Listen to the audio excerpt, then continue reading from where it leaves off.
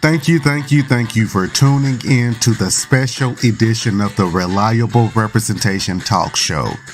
Are you wondering what caused the ballot shortage in Hinds County on Election Day?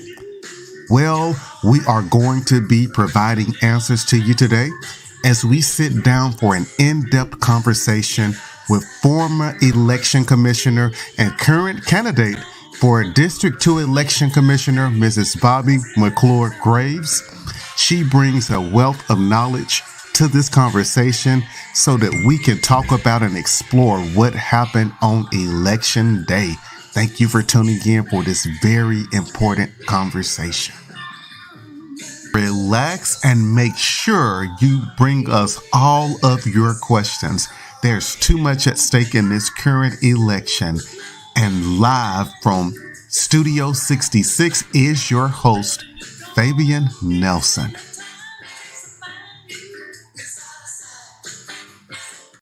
All right. Good evening, everybody. Good evening, Facebook world, all of our streaming audience. Thank y'all so much for tuning in to this very special edition of the Reliable Representation Talk Show.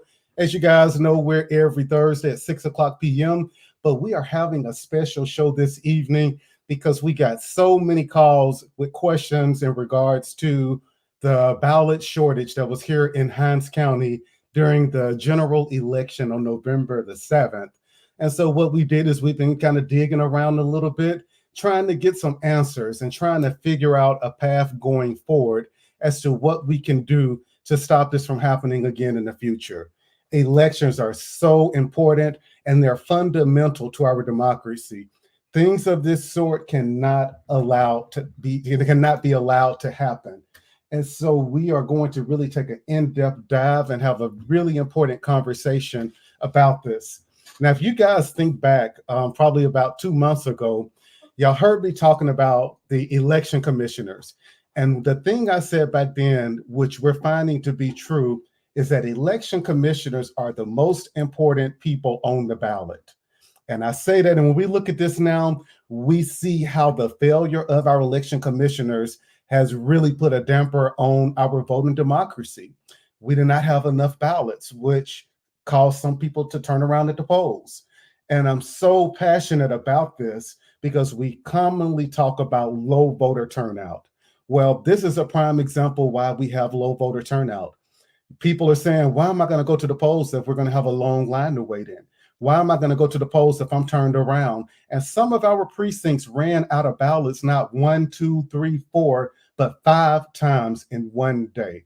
That's absolutely unacceptable, and we have to figure out a way that we can get past this. And so today, I'm not an expert on elections by a long shot. So what did I do? I said, I need to ask an expert. So we have a very special guest that I'm so proud to have joining us. Is Mrs. Bobbie McClure Graves. She's a former election commissioner for Hinds County, and she also is a candidate for election commissioner for Hinds County District 2. And I'm bringing her here so she can kind of school all of us on the process. So we're going to bring Ms. Bobbie McClure Graves up right now. All right. Good evening, Mrs. Graves, and welcome to the Reliable Representation Talk Show.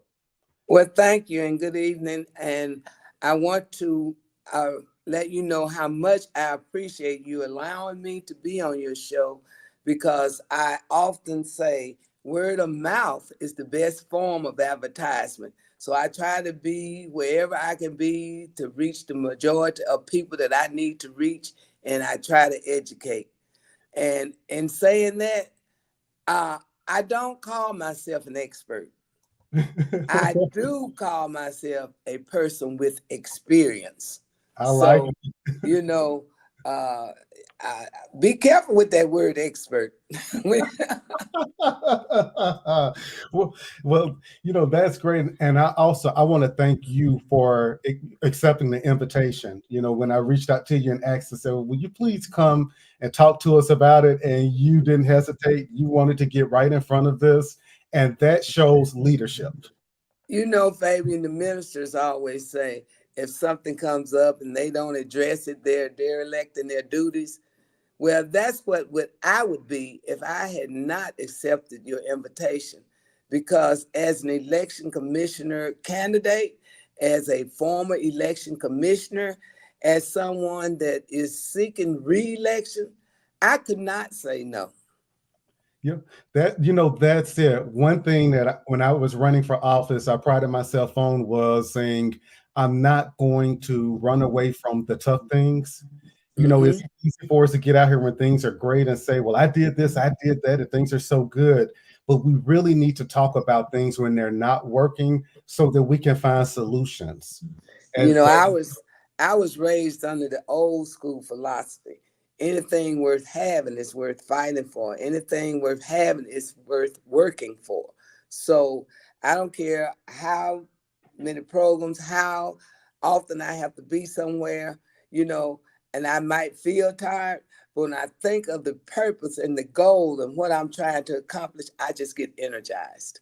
yes, Miss Gray, I'm the same as that question. Folks, so where you get the energy from? I said, I just get it from knowing I can get out there and actually, make a change. And so before we really get into the conversation, can you tell us a little bit about yourself, your platform, what you're running on? Oh, all right. Well, I am Dr. Bobbie McClure Graves. I have my education in public schools from Lanier High School, 833 Nation, and from the Jackson State University. Uh, you know, I don't go around saying I'm Dr. Graves, but people say I should because I've earned that title. Uh, Absolutely. so with that, I think it adds to the fact that I am not experienced in election commission, but I have expertise in, well, I said I wasn't going to use that either, but I have experience in knowing what should be done. I have experience because of my training. My training has taught me what is appropriate to do and what's not. So I am very grateful for my education in the Jackson Public School system. With that, I have had, I have worked with the military. I have had most of my adult career has been in litigation. I deal with that. And so I pride myself in being a problem solver. I do not want to go out there and cause problems. When I used to have to go out and audit offices, people at first used to say, oh, here comes trouble. And I had to hair up and establish the fact, no, I'm your friend. Because if you have trouble, I got to go back to office and do a lot of work. That means I have trouble. So if I help you, I'm helping myself. And that's how I feel as going into this office as election commissioner. The first law of nature is self-preservation. You take care of yourself. I want to take care of the voters in District 2. And doing that, I'm taking care of myself because I live in District 2. And I just want the best for all of Hinds County. But I'm certainly going to be looking out for District 2. Absolutely, a truly, truly a servant heart. That's so important. And to all of our people that are tuning in, please make sure you drop your comments down. If you have any questions about the conversation, we'll make sure that we get to them. And so, guess what? You made a very good point. When serving, we have to take care of our people and take care of ourselves because we're citizens as well. Living in the district. You know, this position is not for a person that wants to get rich. It is just not. It don't pay you that kind of money. And it is technically a part-time position. So you need someone like me who's dedicated, who's loyal, who's committed to be there, that don't consider just working part-time. I consider myself to work until the job is done. Yes, ma'am. That's great. And Mrs. Grace, I've known you for quite some time. You've always had just a calming spirit. And that means a lot. You're approachable. to, to your constituents. And I think that means a lot when people can actually reach their elected officials and have those conversations. Now, you served as election commissioner in the past. And so can you tell us a little bit about, things that you saw or things that, were going on when you were serving the last time? Well, in the past, the commission has had problems. It wasn't perfect, but it wasn't anything like it is now. In the past, whatever we had our disagreements on, we actually worked it out in the office and not out in the street.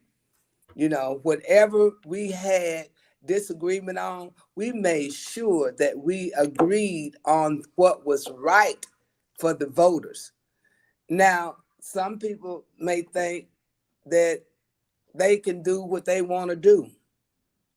And it's not true, because we followed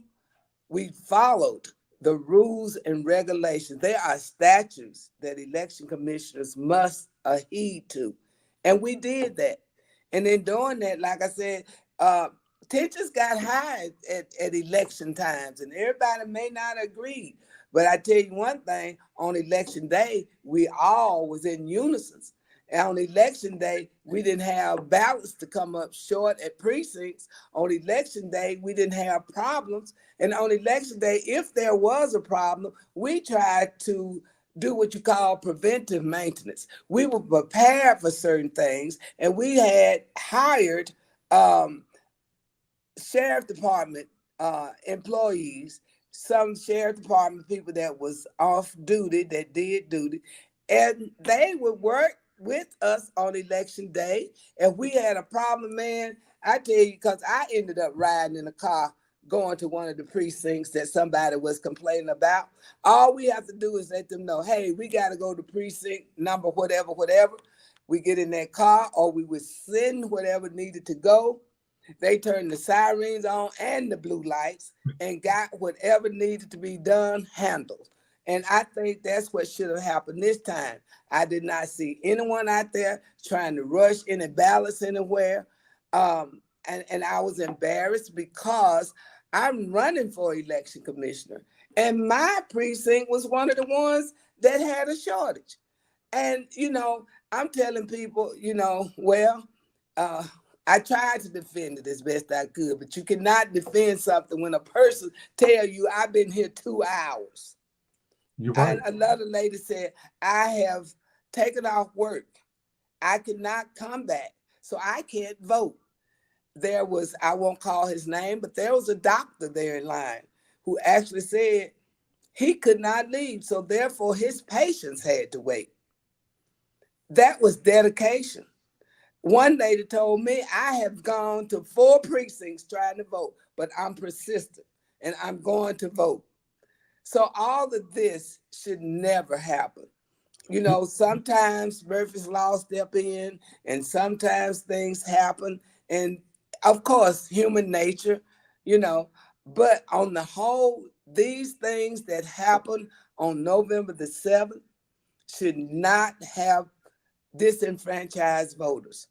Whatever happened, you need to make sure you're prepared. You need to make sure you do not have anything to hamper a person from voting, especially Black people, because we have gone through too much for this privilege. It's, Yes. we have gone through so much that the young people don't know about. We can talk about it, but they didn't experience seeing people dying, people getting hurt. They don't know. It's one thing to hear it, but to live it is another one. And I did. My parents instilled in us to vote, because it is a duty that Black people need to do. When we could not vote, we had the right to complain. When we could not vote, yes, we're supposed to have gone out and fought for it. But now we have the right. So I do not understand why people do not want to go out and vote. Voting is your voice. This is what we have wanted for years. So we need to do that. We need to vote every opportunity. I go vote, and I took my children, but they're grown now, and they still know they have to go vote. Now I carry my grandchildren because they need to see it. I try to teach by example. I don't care if it's for a dog catcher. If it's a ballot, I'm gonna put my name on the book. I'm the same. Look, I'm the same way every single time. We're going to come back. We're going to pick this conversation up in a minute where we were, but we did have a question come in Okay. from Miss Deanne Cross, and she wants to know about where let's see, how many votes were. I think basically she wants to know is if the mail-in votes were counted in the vote totals after Brandon Presley conceded. Are you speaking of absentees or are you speaking of affidavits? That's a good question. So I guess let's see, can we answer it about the absentee and affidavit ballots just to give our answer on it? The affidavits have not been counted yet. They have been doing absentees, and so they are being counted now. I have not gone down there this week, but the last time I was there, they were working diligently on getting that done. But you can't run the absentees and the affidavits at the same time. Plus, the absentees, the affidavits have to have so much time to lapse before they can count those, because you still have some that's coming in through the mail. As long as your ballot is postmarked the day of the election, they have to count it. Okay, and so to answer Deanne's question, they it's just, and I think what she may be asking, so just because Brandon Presley conceded, the counting didn't stop. So the votes are still going to be counted, and he will still get credit for absentee and affidavit after they have Yeah, it. yes, absolutely. So he'll still get credit for it. Yeah, his final total will be different from what they saw on election night. Oh, and it's just so I'm correct, isn't today the final day, the final mail-in date for absentee to be received?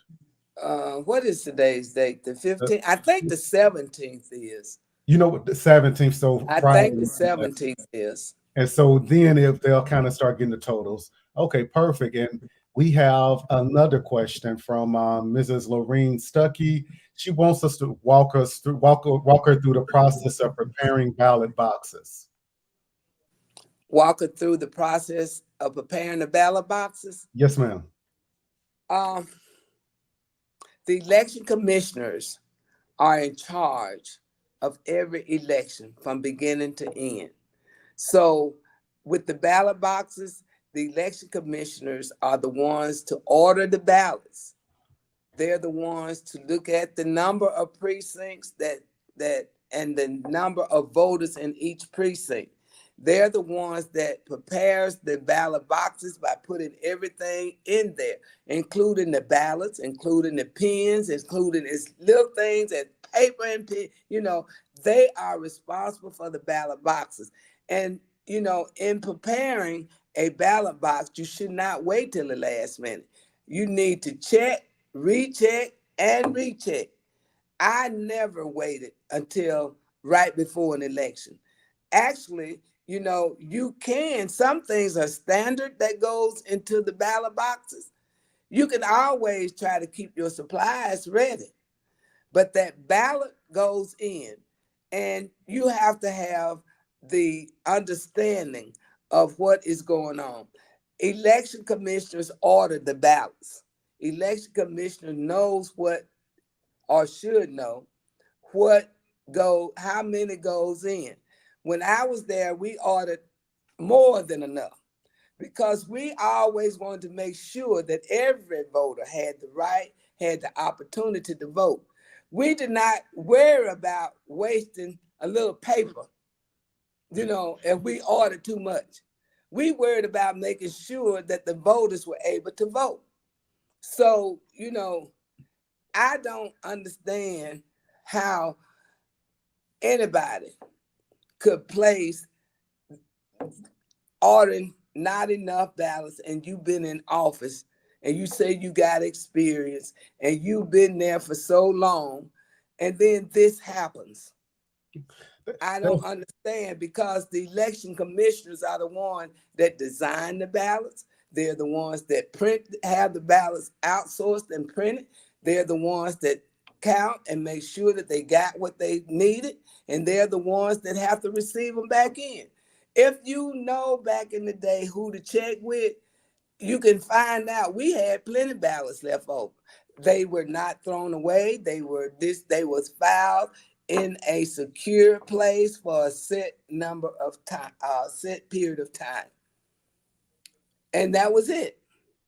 You do not have to wait till the last minute.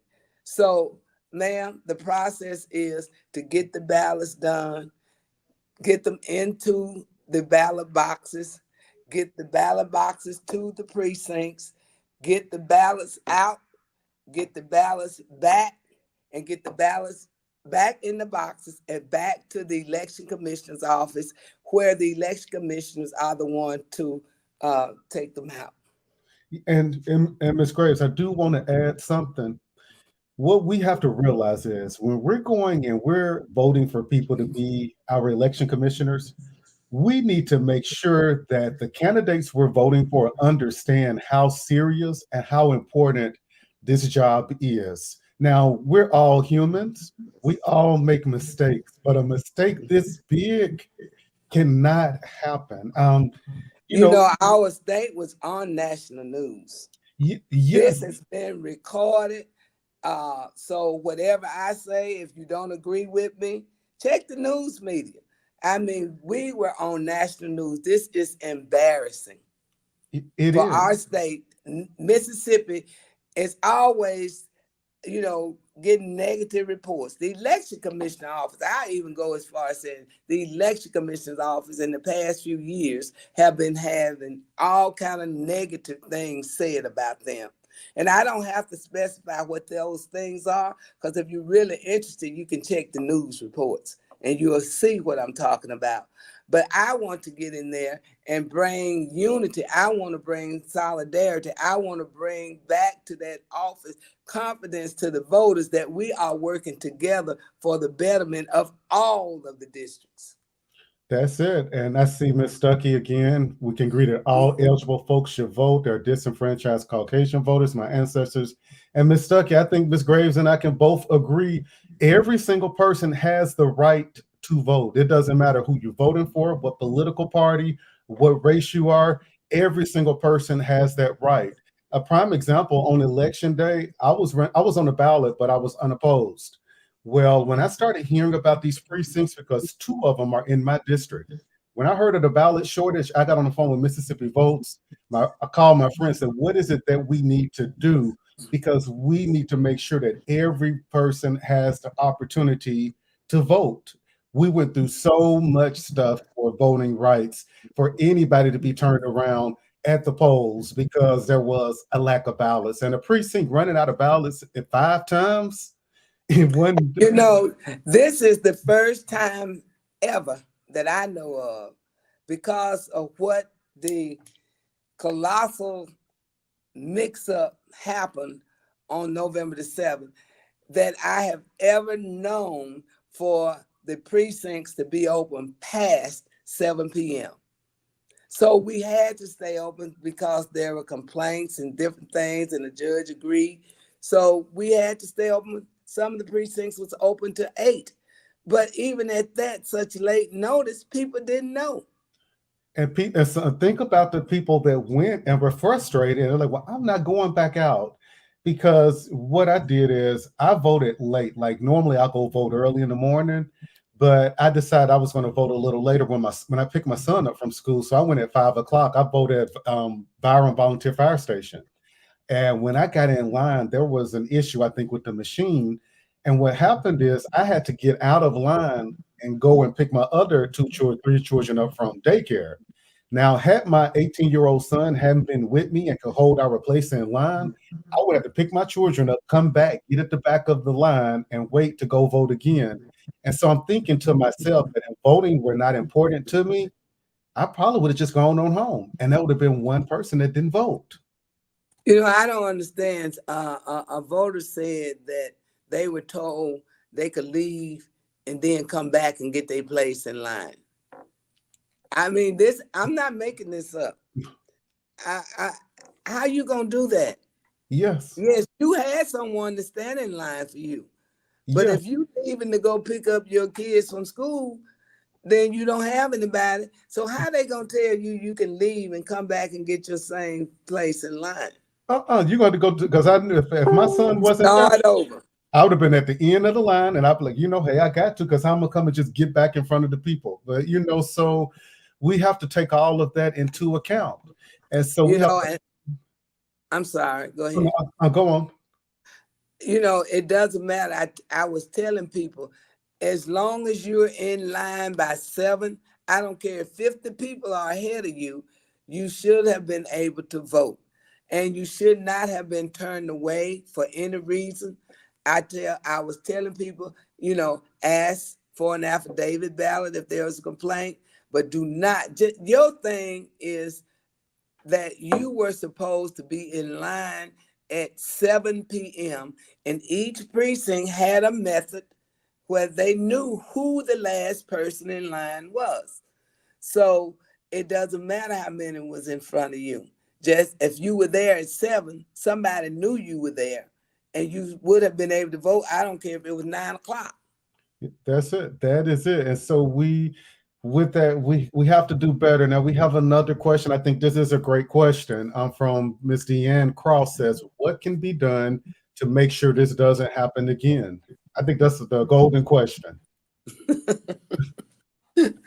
Well, first of all, vote on someone with experience.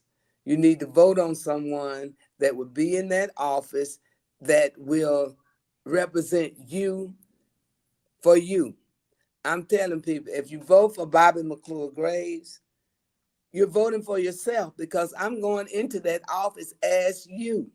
I'm going into that office to make sure that you have what you need. So in order to make sure this doesn't happen again, it starts with electing a person with experience. It starts with electing a person that knows the job. It starts with electing a person that is not going to do anything to disenfranchise a voter that wants to vote simply by not having enough ballots. This is a thing that I want people to understand.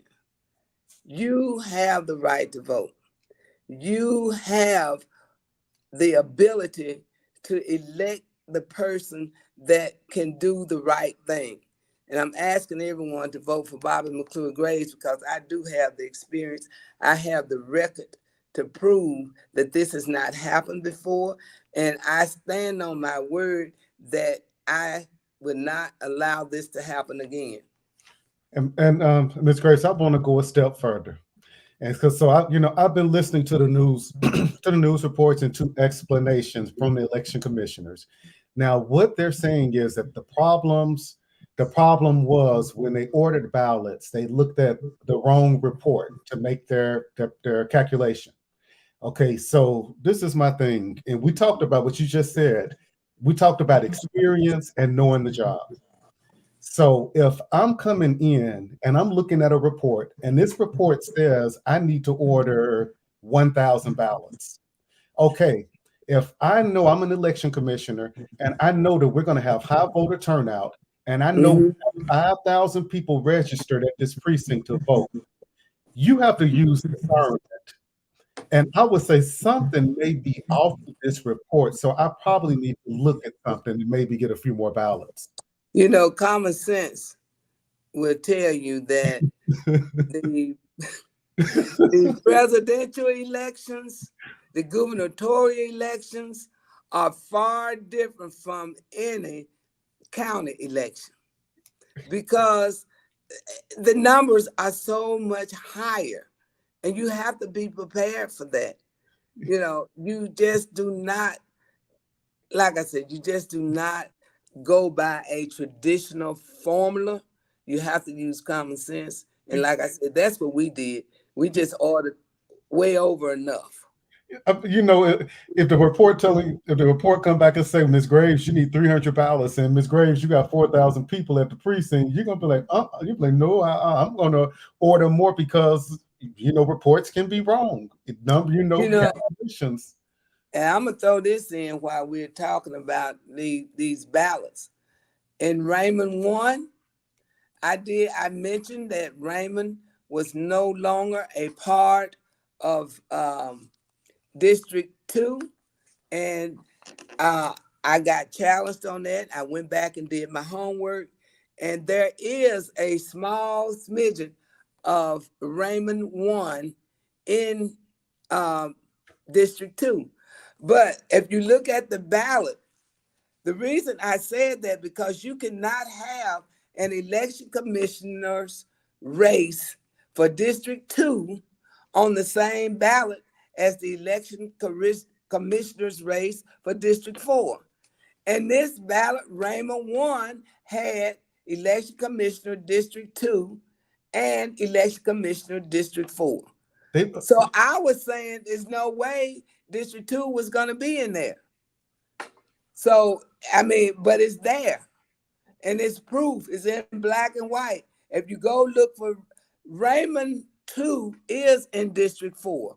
Raymond 1 is in District 1.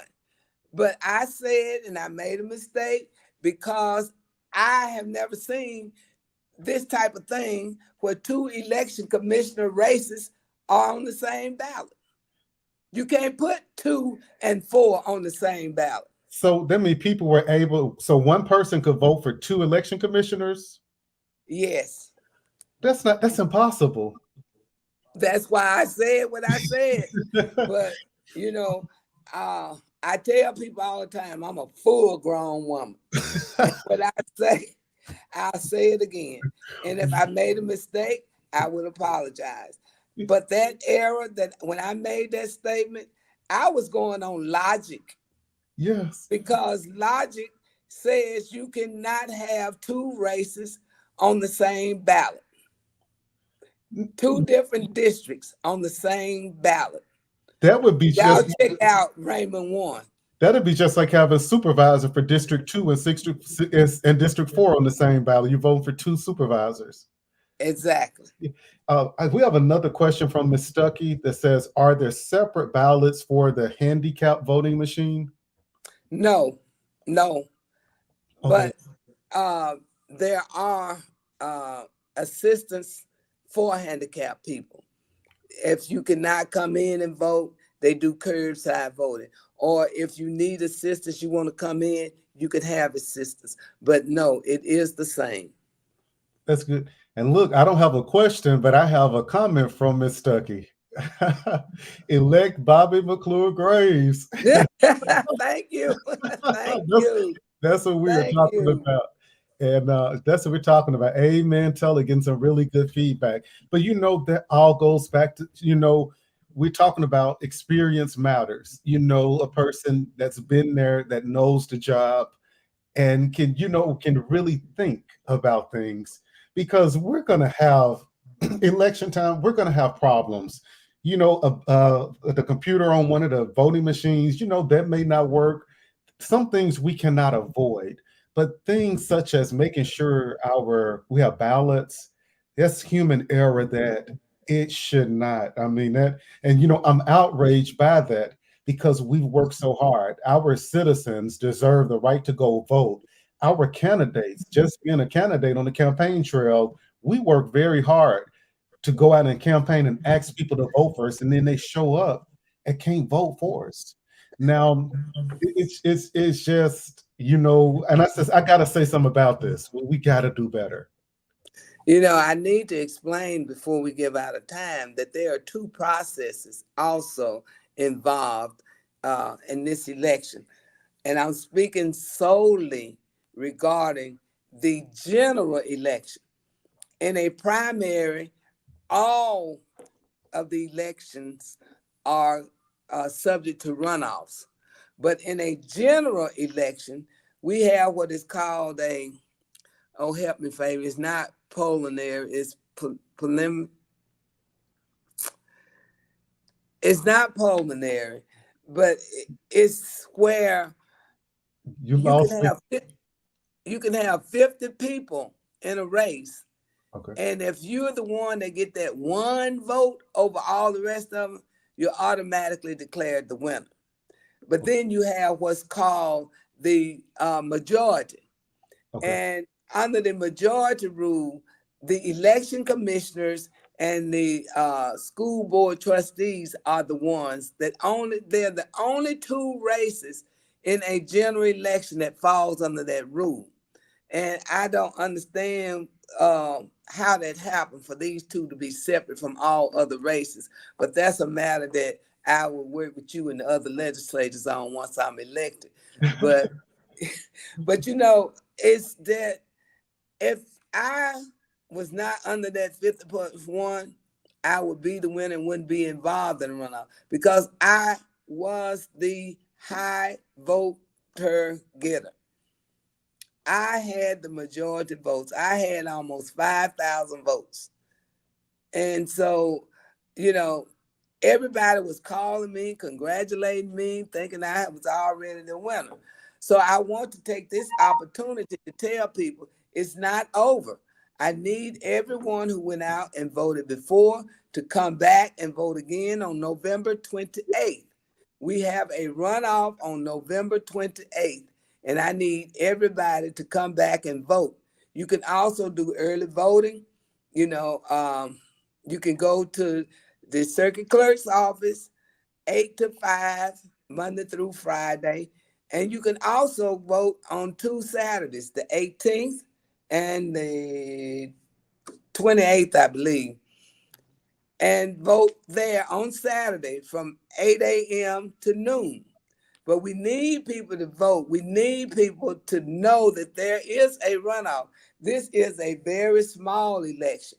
There's only 2 names on the ballot. 2 names. And nobody's talking about it because they don't know.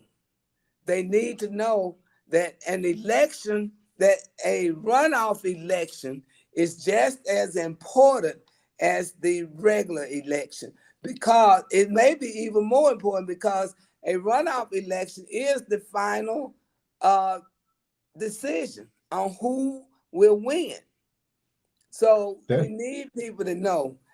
I need everybody to know. February 28th, please go back and vote. And Miss Graves, look, Miss Graves, you come with receipts. And so I just posted, you can probably see it. This is the actual ballot from Raymond. That's it.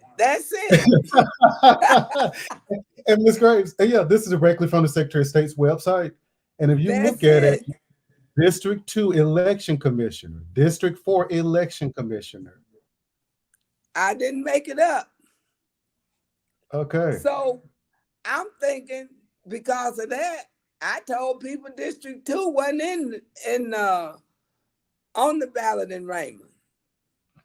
Okay, so wow. But Raymond won was there when I was there. But we had redistricting a couple of times. And so that's what happened with that. And Raymond won, Learned,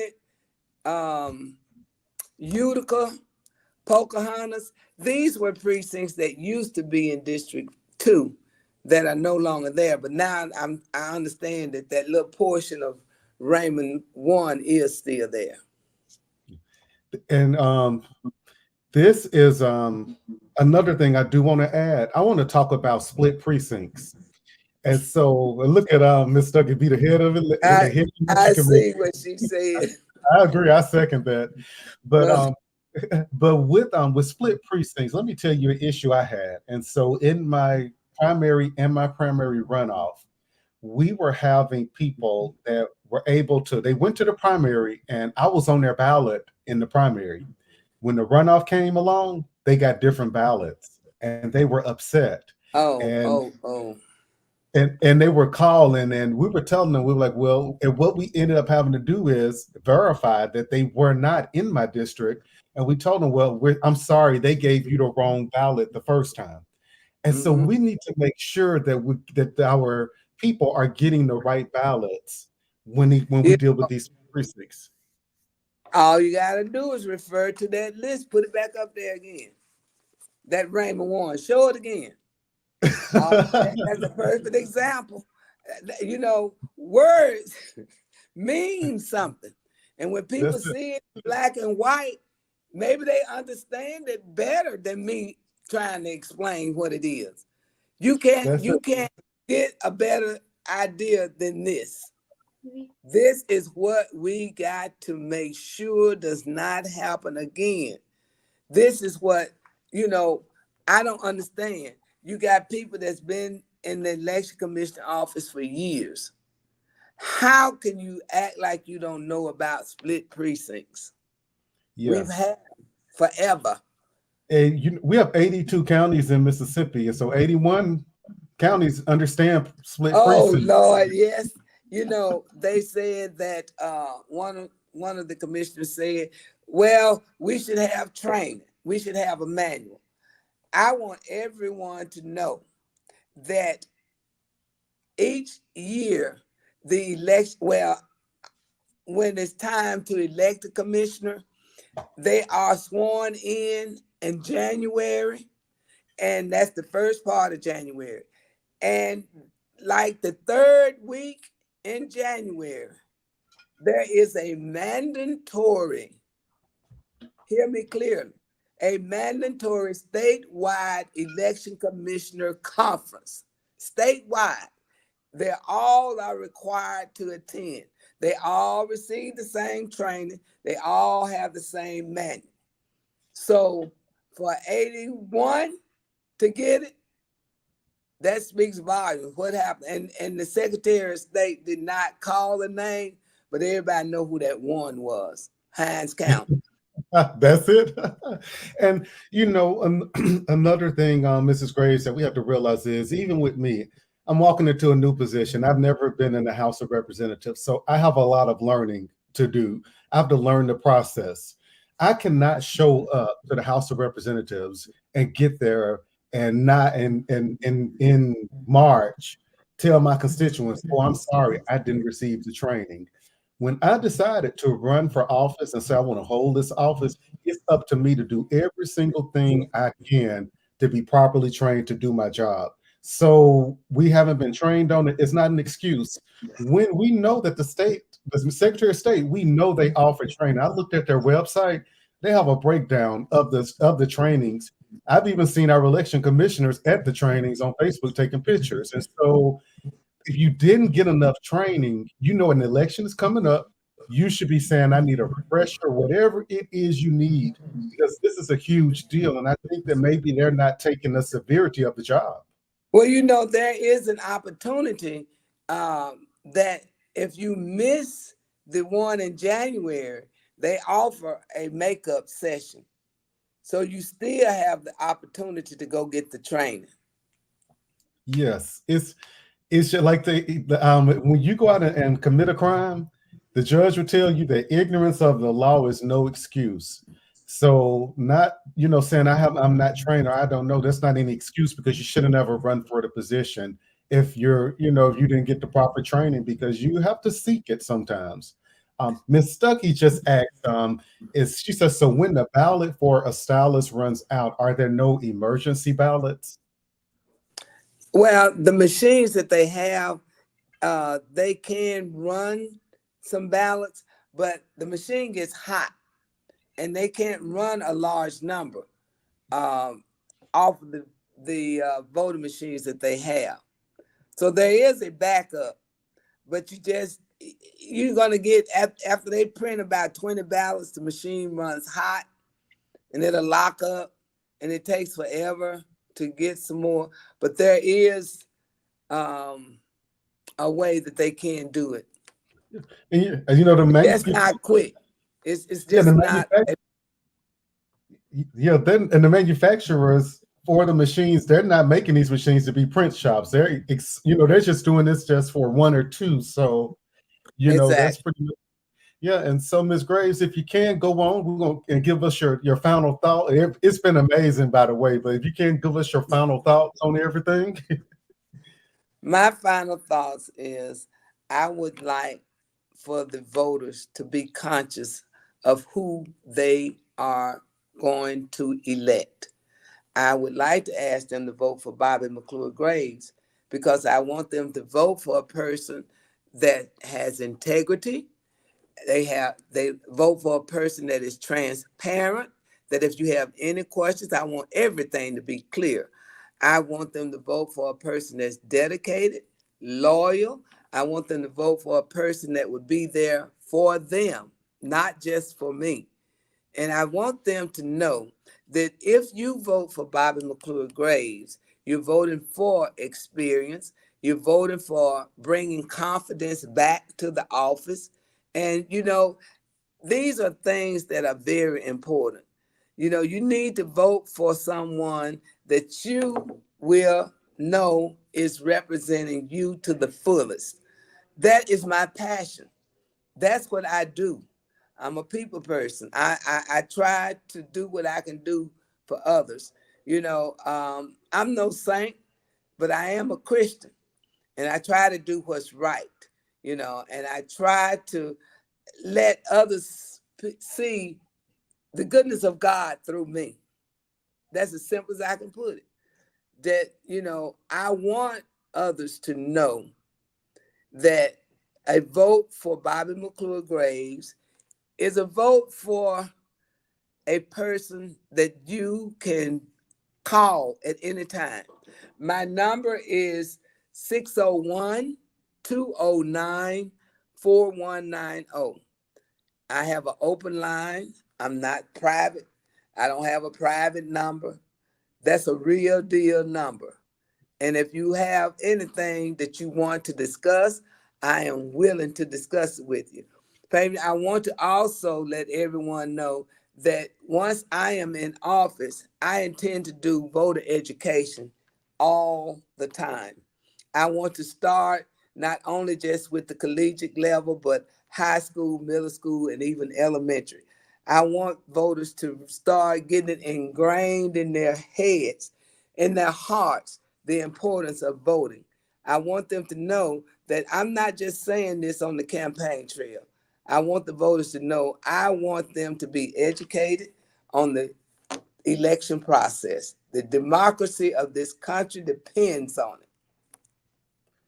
That is absolutely amazing. I want to add one more thing, and that is that I fully support Mrs. Bobbie McClure Graves. You have my support and you have my endorsement. You Thank are you. the person and you are the leadership that we need here in Hinds County. And Thank Ms. you. Graves, I want to thank you. So, Ms. Graves, ask for your phone number one more time. 601 209 4190. That's it. And I appreciate you so much. And anything that I can do for you within this week or so, please let me know. Well, not just this week, but like I said, once I'm elected, because I'm speaking it, you have to have faith and believe. And I know the citizens in Hinds County wanted to have the best because of the number of votes that I got. I just Yes, asked them to come back out. I know they're going to be dealing with football games, and this runoff is at a terrible time during the holidays, but realize this is important also. yes, ma'am. It's very This important. this is something that we don't want to happen. There's going to be another major election, I think, in March, but anyway, there's going to be other elections, and you just need to feel confident and have the right person there. That's it. That is it. Well, I appreciate you so very much for joining us this evening. And Please allow me to come back and do my voter education. oh, I'm ready. Look, I am ready. We're going to get it done because we need it. Thank you again. All right, Ms. Grace, thank you so much. You have a great evening. Be careful out there. You too. All right. All right, everyone, we have heard from Mrs. Bobbie McClure Graves this evening. I hope that she was able to answer all of the questions that you guys had. She did an amazing job in, clearing up some things. It's important that we elect people with experience. It's important that we elect people that have a passion and heart for the people. And it's evident in her conversation that she's passionate about the position that she's seeking as election commissioner. That is such an important position. We have to make sure that we're getting people in office that are going to go by the standards that we need to be going by here in Hinds County.